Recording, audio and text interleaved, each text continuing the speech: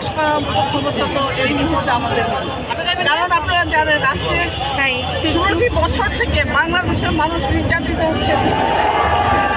আজকে যে হাসিনা প্রতিদিন পলাতক তারেক রহমান, আজকে সেই হাসিনাকে বলা হচ্ছে পলাতক হাসিনা। এর চেয়ে গর্বের বিষয় আর কিছু নাই। এই হাসিনা বেগম খালেদা জিয়া, এর চেয়ে লজ্জার বিষয় আর কিছু নাই যে তাকে আজকে পলাতক বলা হচ্ছে, যে তিনি পালিয়ে গিয়েছেন।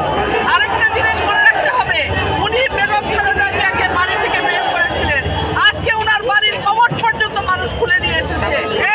এই যে জনগণের যে একটা আক্রোশ এবং খুব 16টি বছর ছিল, সেটা কালকে আমাদের প্রকৃত স্বাধীনতা এসেছে। এই স্বাধীনতার জন্য আমরা আল্লাহর কাছে লাখ লাখ শুকর আদায় করি এবং আমরা ধন্যবাদ জানাই ছাত্র সমাজকে, যুব সমাজকে, এদেশের জনগণকে। এবং আমরা জানি এদেশে তারেক রহমান ফিরে আসবে, দেশনেত্রী বেগম খালেদা জিয়া এদেশেই থাকবে, এদেশেই আছেন। হাসিনা চিরতরে বাংলাদেশ থেকে বিদায় হয়েছেন, ওনার দিল্লিতেই বসবাস করতে হবে।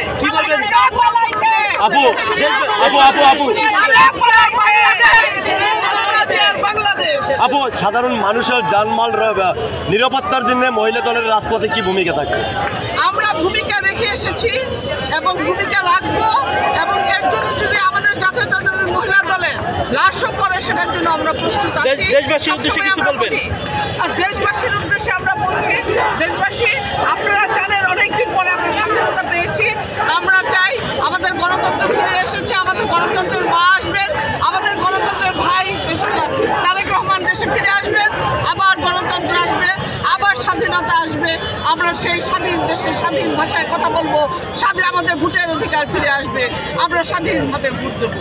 আর আমরা চাই হাসিনার বংশ যেন এদেশে না থাকে, আর জীবনে যেন এদেশে না আসতে পারে। ও এদেশে আর কোনোদিন আসতে পারবে না। চোর, ও বলে মানুষকে চোর, ও হলে সবচেয়ে বড় চোর। ওর চেয়ে বড় চোর আর পৃথিবীতে কেউ নাই। ওর বাপ বলেছিল না যে আমার কম্বল চুরেরা সব চারিপাশে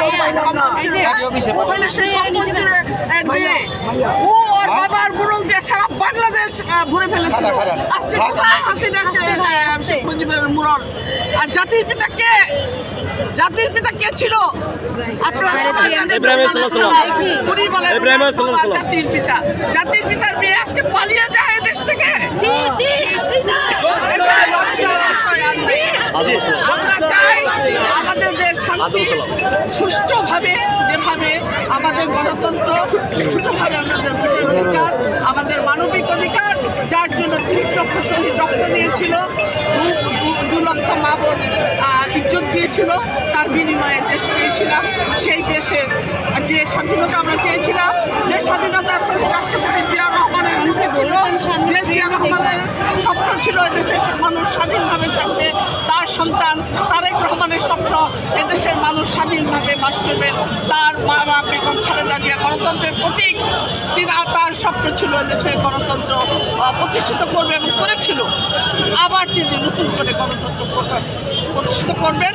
আমরা সেই দেশে বাস করব শান্তিতে, ইনশাল্লাহ। জনগণ সবাই শান্তিতে থাকে, আমরাও যেন শান্তিতে থাকতে পারি। আপনারা মহান আল্লাহর কাছে শুকর গুজার করেন, আমরাও আল্লাহর কাছে শুকর গুজার করছি। ধন্যবাদ।